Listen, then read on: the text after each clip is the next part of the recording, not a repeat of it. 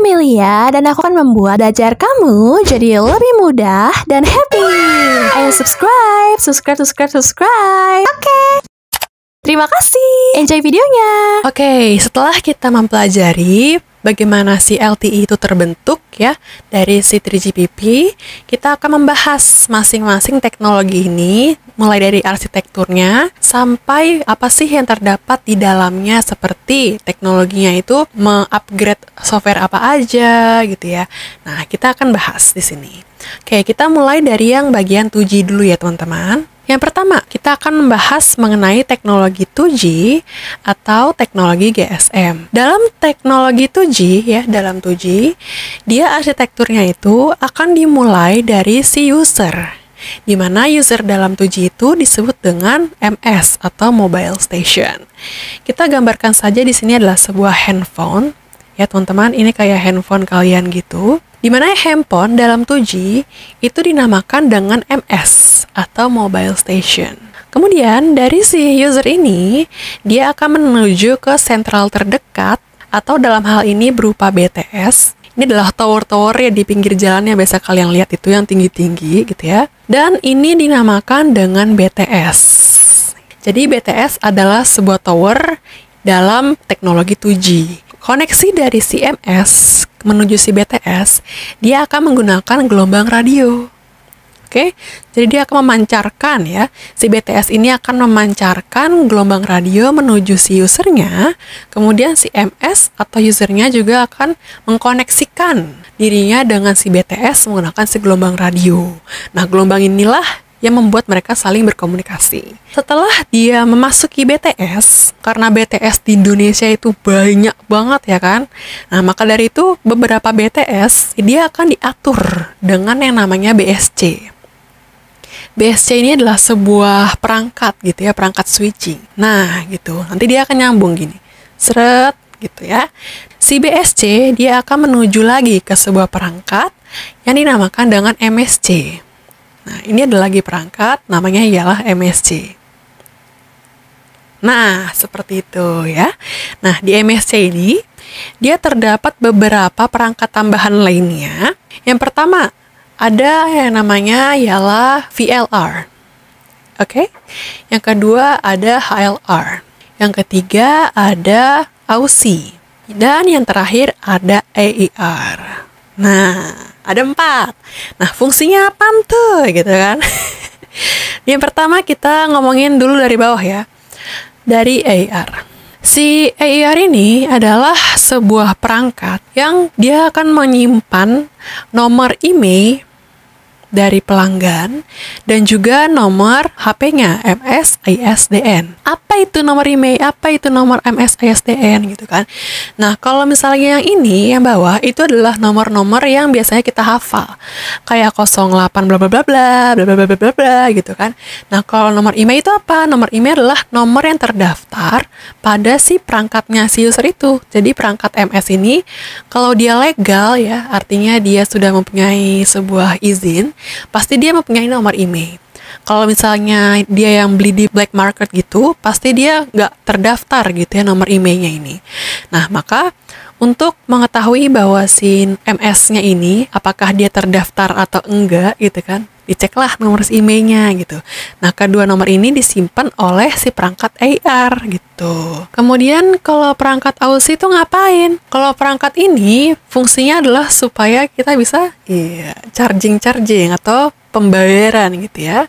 Charging atau billing. Pokoknya yang ngurusin duit-duitan gitu ya, di dalam teknologi 2G itu dinamakan dengan AUSI.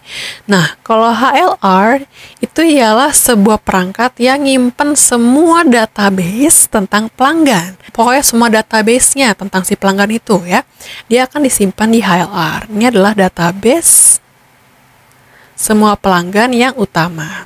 Nah, kemudian VLR ini adalah tempat penyimpanan database juga, tapi dia adalah merupakan hasil copy dari HLR. Jadi data dari sini itu akan di-copy ke si VLR ya, dimana dia akan di-copy selama 4 jam sekali. Ya, 4 jam sekali dia melakukan update. Nah, kenapa sih dia harus di-copy-copy gitu? Karena kalau misalnya si 2G itu akan memberikan layanan kepada si MS ini atau si user, dia pasti mengetahui dulu nih usernya itu ada di mana gitu kan ya. Kalau misalnya dia sudah tahu nih ada di mana, maka dia akan menentukan dia pakai BTS mana gitu ya kan. Nah, di mananya itulah, posisi user itulah yang akan dibutuhkan oleh si VLR. Oke, jadi di sini dia akan membutuhkan posisi user utamanya ya, yang paling utama yang dia cari si VLR ini. Nah, untuk mengetahui posisi user, pasti dia akan melakukan update dong, karena user ini kan pindah-pindah ya kan. Namanya juga seluler, dia bisa pindah ke sana, bisa pindah ke sini. Nah, karena dia pindah-pindah, dia butuh database, yang database-nya itu nggak bisa diotak-atik, tetapi masih mengandung data-data tentang si user. Nah, maka dari itu dibikinlah kopian dari si HLR. Jadi si VLR ini, supaya si HLR ini nggak keganggu gitu lah ya. Dia tetap tersimpan dengan baik. Yang boleh diulik-ulik atau diapa-apain gitu ya. Kalau misalnya dia pengen memberikan layanan ya si VLR ini. Oke? Sampai sini paham teman-teman? Dalam teknologi si 2G, dia akan menggunakan multiplexing yang dinamakan dengan TDMA. Oke, Time Division Multiple Access. Ini adalah multiplexing yang akan dilakukan oleh si 2G.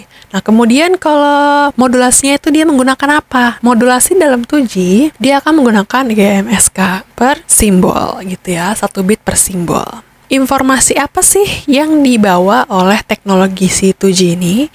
Jadi teknologi 2G itu kan teknologi yang pertama kali muncul ya kan dalam si 3GPP. Nah, pasti kalau yang pertama kali muncul, dia adalah teknologi lama, yaitu sebuah suara, atau kita sebut juga dengan voice. Jadi informasi dalam teknologi 2G itu ialah sebuah voice. Dia belum bisa kayak internetan, dia belum bisa. Dia juga belum bisa mengirim gambar seperti MMS gitu ya. Dia belum bisa. Dia cuma bisa telepon-teleponan aja gitu. Nah, karena informasinya hanyalah sebuah voice atau sebuah suara, maka teknologi switching yang dipakai di sini ialah teknologi circuit switching. Oke?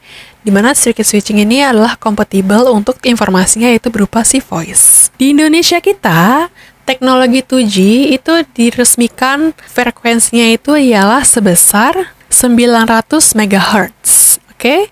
Jadi dalam Indonesia, 2G itu digunakan frekuensinya yaitu 900 MHz. Tapi ada juga nih frekuensi si 2G yang sebesar 900 MHz ini digunakan oleh teknologi si LTE atau si 4G. Nah, kalau misalnya si LTE ini minjem atau menggunakan frekuensi si 2G, dia akan dinamakan dengan L900, ya. Di mana L900 ini adalah LTE atau teknologi 4G ini yang menggunakan frekuensinya si 2G yaitu 900 MHz. Nah, kenapa dia mesti minjem? Mungkin karena si frekuensi 2G ini lagi nganggur gitu ya.